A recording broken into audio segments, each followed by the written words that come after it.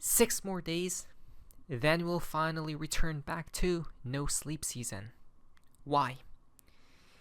So you guys may want to start catching up on sleep right now, because soon it's about to be euphoria and excitement in the air, which will make you not sleep at all inside the cryptosphere. Because Justin from Watch Your Guru, Hong Kong's Bitcoin and Ethereum ETFs officially approved to begin trading on April 30th. Wait a minute, what? On April 30th, guys? Next week, I'm pretty sure. Yep, next week on Tuesday is when it all begins again. It's like deja vu from the Bitcoin spot ETFs in America. Okay, so we have a lot to talk about, and how can you guys be bearish right now? How are you guys bearish? I don't get it. It's weird to me how people are fleeing the cryptosphere right before these get turned on. Exactly. And it happened previously as well, guys, right? People were talking about how it's buy the rumor and then sell the news, guys, but this is an event that occurs after once in a while, guys, once in a blue moon, right? It's a rare event. As in, you buy the rumor and then you literally buy the news as well, right? So it's not priced in because the money hasn't even entered yet. So when we talk about the money, they truly mean it, because $230 billion harvest funds Bitcoin ETF will begin trading on April 30th with a 0% fee, guys, right? So these huge asset managers with like hundreds of billions of dollars are turning on their spot Bitcoin ETFs on April 30th, guys, and they're going to be fighting for these fees as well, right? So my question to you is, obviously they're going to be competing with America, duh, right? So you guys ready? You guys ready for the bidding war? Because not only that, guys, supposedly Ethereum ETFs as well on the same exact day. You know why Ethereum? Oh my. It's not only Bitcoin, guys. This is how we know all season is about to begin, and we just seen the spark initiated, right, by that news by from HBAR, guys, or BlackRock. Isn't that strange, right? So here's Bitcoin, and the Hong Kong spot Bitcoin ETFs will just set more fuel to the fire, guys, right? And which will push prices higher. Now, this is where it gets crazy. The Ethereum ETF, guys, the Ethereum ETF, it's going to skyrocket Ethereum's price like never before. Why? Because the amount of liquidity you need to push prices up for Ethereum is dramatically lower than Bitcoin. Exactly. And that is exactly why Ethereum is about to go explode, guys. Now, I was looking at the Ethereum chart, and it looks very, very, very bullish indeed. Just from looking at the chart, guys, we can already tell what's upcoming. We don't even need to see this news or these types of news, because the charts always show news, right? It says what's going to be appearing next, guys. And this is perfectly timed, it seems. And when Ethereum pumps, our precious XRP will pump as well, right? Because XRP is now gearing up as well. It's just gaining energy, guys, and it's about to explode. So I don't know. Everything's about to go parabolic, it seems, as for a couple months, and I believe a black swan will enter, right? A couple months, black swan enters, we exit here, we buy back in here, we ride it up till 2026. It's that simple for me. Now, basically, indeed, the date will see 6 of the digital asset investment products debut, and they already got approved, right? So they're just waiting to go live, guys. The arrival coincides with the United States' continued struggle to see a spot Ethereum ETF approved. Standard Chartered Bank has recently reversed its previous forecast for the ETF's arrival. Subsequently, the market is not expected to see the Ethereum offering arrive in May. But this is where that side of the world, guys, will take the lead, right? So if America wants to get left behind, as the comments down here are suggesting, they should fight cryptos as a whole, and which Gary Gensler is already doing, right? So they're doing their part to get left behind, guys. But maybe that's why XRP is a trump card, right? Who knows? But if with the Ethereum ETFs getting approved and going live in Hong Kong, it'll support the narrative for America to go live with an Ethereum ETF as well, guys, or ETFs, right? So things are looking quite swell, guys. Green is on the horizon. I'm super excited, right? I'm super duper excited. Now, I wanted to mention this as well. So, Bitcoin ETFs for in America got approved right here, guys, around the States, right? After that, we've seen a sell-off.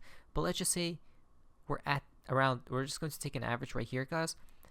And after that point, after the ETFs were approved and started trading, Bitcoin went up about like 75%. Okay. And by the way, doesn't this seem a little similar to this, right? This portion and what's happening right now. It seems a little bit similar, guys. Hopefully we're at this portion right here, right? Just consolidation before this next leg up. Now, if we are, and we see a 75% move, guys, it will take us to about, let's see here, it will take us to about $113,000 per Bitcoin, right? That's insanity. Again, people are not prepared for this move that's incoming, guys, right? That's the crazy part. It's insane. It's insane. Oh, not to mention, wait a minute. You guys see how it consolidated, right? The ETFs went live. It's consolidating right now. The ETFs are going to go live soon, guys. Again, the charts are suggesting, if we don't even look at the news, the charts are suggesting this type of move incoming, guys. Right? Now, it is nevertheless a big and important step by Hong Kong, which wants to be a digital hub in Asia.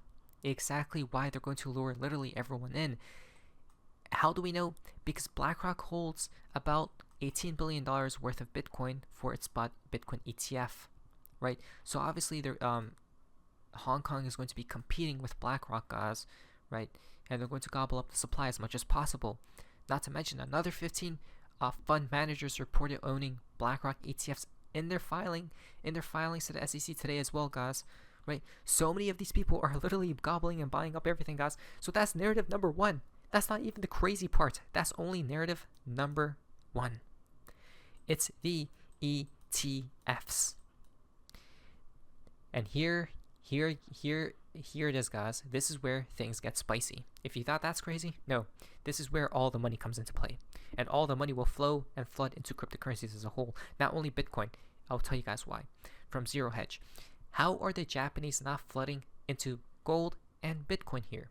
Their currency is literally getting hyperinflated in front of their own eyes. What does that tell you right there? Do you guys not see the narrative that's brewing? Right? Because this person right here from 5618, he states, my in-laws were mid-50s with $300,000 USD worth of yen in the bank in summer of 2016 when we got married over there. Their purchasing power has been halved since then. Sad. This is from his point of view, guys. So back in 2016, it seems like their in-laws or his in-laws had about 300K, okay, USD, and back here to now, what has happened? Look at what's been happening with the currency, guys, right? The dollar is gaining a lot of strength. And he said it was right there, guys. That was 2016. Look at that. Ridiculous. Ridiculous, guys. Again, Bitcoin, literally, wow, that's insane. This is against the dollar. Okay, the dollar is literally gobbling up the yen. Now, if we want to add in to Bitcoin, guys,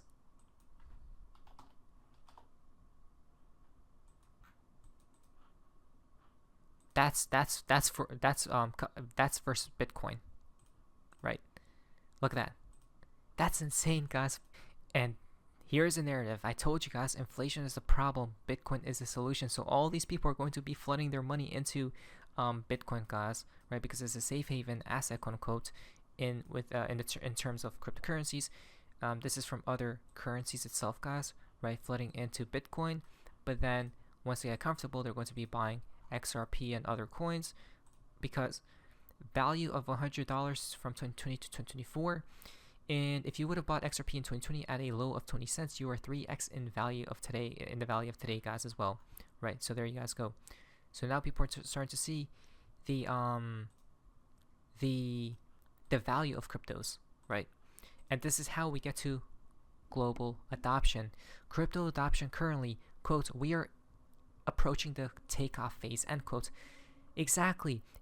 Wouldn't you want the whole world to be involved into cryptos if it's obviously a part of the new damn financial system? Duh. So everyone's going to be flooding in. I'm glad we're in early, guys, right? And it's important to take note that the takeoff phase happens between phase 2 and 4, when the majority of the population is captured by the new technology. 2 and 4 takes us to early majority, right? And obviously, if all these governments, institutions, retail, dogs, cats, penguins, if everyone's buying, where does a asset move towards? Exactly these prices right here. Standard Chartered Bank analyst says Bitcoin is still on track to reach $150,000 by the end of the year. Do you guys see what they're talking about? By the end of the year, I would say more so in 2 months, give or take. Maybe not that high, guys, but probably higher than this before the collapse 100%, in my opinion. Not for each of us. Let us see.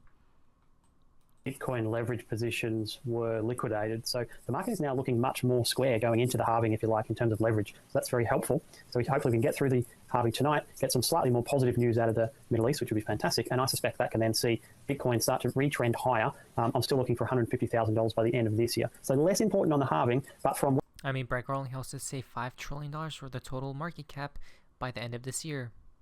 So you guys do the math.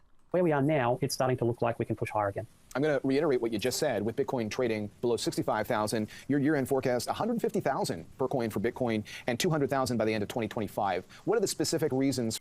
Interesting. 200K by the end of 2025. Hopefully it's a lot higher, guys. Even if it's not, altcoins by then would have 1,000x some at least, which is insane. For your expectations that we'll see a notable lift from here. So part of it is those ETF inflows. As I mentioned, they've stalled for now, but I anticipate going from the start of this year to when the ETF market in the US is mature, we'll get between $50 and $100 billion of inflow. So far we've had 12 billion, as I mentioned earlier. Now, I suspect that can now happen over about an 18-month to 24-month period. When that happened for gold, when we went in the US from no spot ETF market in 2004 to that market gradually maturing, the price of gold multiplied by 4.3 times. So that could get us to that 150 to 200,000 range as sort of input number one. Input number two. That's pretty good, guys, right? I wouldn't be mad about 150K Bitcoin at all. Actually, extremely happy, because at that point, XRP would be definitely in the double digits if it's not suppressed at that point in time. Please, XRP, fly. Thank you. It usually flies when Bitcoin flies as well. Is over time, when you have enough investors, i.e. investors are fully sated in terms of their Bitcoin exposure, which hasn't been the case before the ETFs, but over time, if we get those ETF flows in, that should be where we end up. In terms of a portfolio between Bitcoin and gold, you should get to about 80% gold, 20% Bitcoin. And for that, even if gold prices were to go sideways again, that gets you to that $150,000 to $200,000 mark in terms of Bitcoin. So there's a few factors that are all driving to roughly the same level. I think medium term, if we get to 200,000, because of the institutional flows as well, it's much more likely that Bitcoin won't have a large retracement, which it did have in previous cycles. So again, that halving cycle story becomes slightly less important. Jeff, we could talk all hour. Well, don't worry, guys. I hope Tether just comes and saves the market, as well as the Federal Reserve, because that's all we need. Literally, $1 billion USDT printed every day. Let's go. Now, financial advice. I'm excited. Are you? 6 more days, 5 more days, really. My name is Sophie Macias. See ya.